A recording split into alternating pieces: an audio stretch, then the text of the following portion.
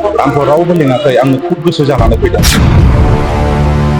UPPL दोलोआ माने मोजां मोनसे संगठन।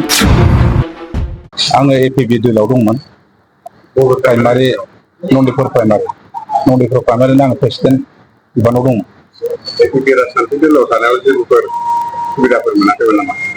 एपिबिआथ' गोदान राजखान्थि हिसाबै सुबिदाखौथ' बबाव होनो हानो, जेराव गावसोरनो निरु जिरुखाबा होनायाथ' गैया, मोनाखै।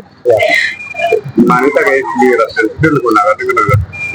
एपिबिआथ' देरहानांगौआथ' एपिबिनि थाखाय माने गोब्राब, ओंखायनो आङो दा एपिबिखौ नागारनानै आं दा इउपिपिएलआव फैनाय जाबाय। इउपिपिएल राजखान्थि दोलोआव फैनायनि मेन उद्देश्यआ? इउपिपिएल दोलोआव फैनायनि आंनि मेन उद्देश्यआनो जाहैबाय, आङो इउपिपिएल दोलोनि अननाय मोजां मोननाय निति आदर्शखौ आं मोजां मोनदों। दा बेवहाय आङो राजु सारखौहाय मदद होनो होननानै आं फैदों।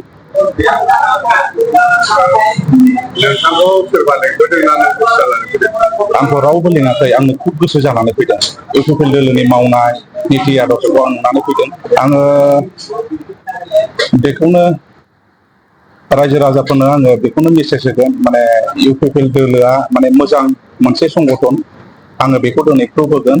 ओंखायनो आं रायजो राजाफोरखौबो दिनै खावलायगोन, फै इउपिपिएलआव फै, बयबो ज' ग्लोब ग्लोबै जोङो खामानि मावलांनो थाखाय।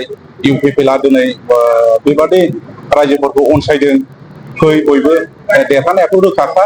ओंखायनो बे सरकाराव बयबो एसेब्लाबो आसनि बा अननायखौ जोङो लानो थाखाय फै बयबो इउपिपिएल दोलोखौ सापर्ट होफै।